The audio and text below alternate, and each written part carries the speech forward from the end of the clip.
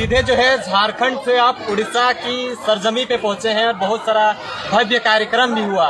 क्या कुछ संदेश मिला और क्या कुछ लोगों ने परेशानी बताई और आज का प्रोग्राम कैसा रहा? देखिए, उड़ीसा का जिस हिस्सा में हम अभी हैं कार्यक्रम संचालित हुआ, यह बेशक भौगोलिक रूप से संवैधानिक रूप से उड़ीसा का हिस्सा है, उड़ीसा का पार्ट है, लेकिन सांस्कृतिक बात करें, वैचारिक बात करें, सामाजिक बात करें तो ये आज भी झारखंड का हिस्सा है। ये बृहद झारखंड का पार्ट है और सबसे महत्वपूर्ण जिलों में से एक हमारा ये मयूरभंज, जो समय बृहद झारखंड का मांग हुआ करता था, लेकिन साजिश कहिए, दुर्भाग्य कहिए, 9 ऐसे ज़िले हैं जो उस समय 15 नवंबर 2000 को जब झारखंड आज अलग हुआ, 9 ऐसे ज़िले हैं जो बृहद झारखंड का पार्ट नहीं बन पाए।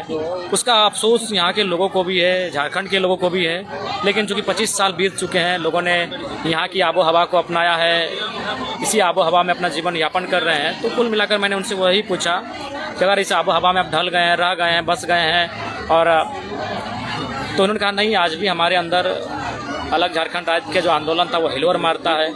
उम्मीदें बनकर हमारी आंखों के सामने भी आता है कि झारखंड राज्य का डिमांड करने वाले एक बहुत बड़ी आबादी को झारखंड राज्य तो मिला, लेकिन हम उस डिमांड का, उस भाग का हिस्सा नहीं बन पाए। तो कुल मिलाकर ये हमारा ऐसा क्षेत्र है जिससे आत्मीय नाता रहा है, झारखंड का आत्मीय संबंध रहा है।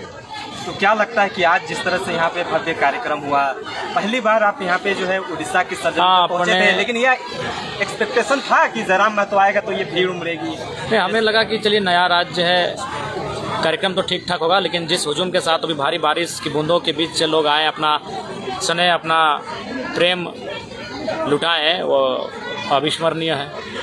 यहाँ पे जनता दरबार भी हमने कहीं लगाया था। हाँ, ऑटो संघ के कुछ साथीगण थे, उन्हें पता चला कि हम आए हुए हैं तो उन्होंने तुरंत अपने संगठन को बुलाया और हम बगल में ही थे, वो मिले, बोला कि विधायक जी 2-4 मिनट समय हमें देते हुए जाइए। तो फिर उनके बीच हम गए, उन्हें समय दिए और उनकी समस्याओं को सुना मैंने। अच्छा, एक चीज़ ये बताइए जयराम जी, आप विधायक तो है डुमरी के, लेकिन आपको वही प्यार, वही समय जो है विभिन्न राज्यों पे मिल रहा है, इसका मतलब कारण क्यों ऐसा हो रहा है? उसका सीधा कारण है कि मैं उनके बीच से राजनीति करने आया हूँ। मेरी पृष्ठभूमि वही है, मेरा व्यवहार, मेरा आचरण, मेरा हर एक चीज़ है जो जनता के साथ सीधा संबंध रखता है। आज नेता मेरे साथ अगर एक दिन जी लेंगे मेरी तरह तो इरिटेट होकर छोड़ देंगे।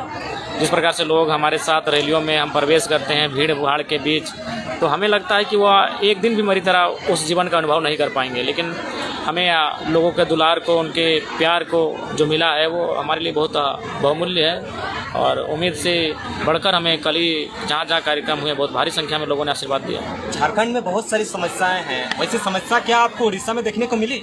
देखिए, अभी आप तुरंत आएंगे तो हमें नहीं लगता कि कोई भी लोग अपने मेहमान को समस्याएं बताएंगे। वो पहले उन्हें प्यार लुटाएंगे, अपना दुलार लुटाएंगे, अपना आतिथ्य सत्कार देंगे, मेहमान नवाजी करेंगे। जब यहाँ आप रहने लगेंगे, कुछ दिन लगातार आते जाते रहेंगे, तो ऑटोमेटिक समस्याएं आपके सामने आएंगी और उसको लेकर आप फिर गंभीर होने लगेंगे। बृहद झारखंड की आंदोलन की भी आपने बात जिक्र करा है कि लगता है कि जो 25 साल पहले जो चीज़ें घटी थी आज। देखिए, मैं मानता हूँ एक टेढ़ी खीर है, एक असंभव टास्क है, लेकिन जब तक जीवंत हैं, जब तक लोगों की सांसें हैं, उम्मीदें नहीं छोड़नी चाहिए। मैंने वही पूछा कि अगर आप लोग की रजामंदी है तो जरूर हम विधानसभा तक इस बात को लेकर जाएंगे, इस बात को रखेंगे राज्य की सरकार के सामने कि वह तमाम पड़ोसी राज्य हैं उनके साथ और केंद्र की जो सरकार है उसे समन्वय स्थापित करते हुए इस दिशा में पहल करे। तो मैंने पूछा है इनसे, तो कुछ देर के बाद सबने कहा नहीं, हम लोग के मन में भी वो लालसा, वो टीस रह गई, वो कसक रह गई अलग झारखंड का पार्ट बनने की।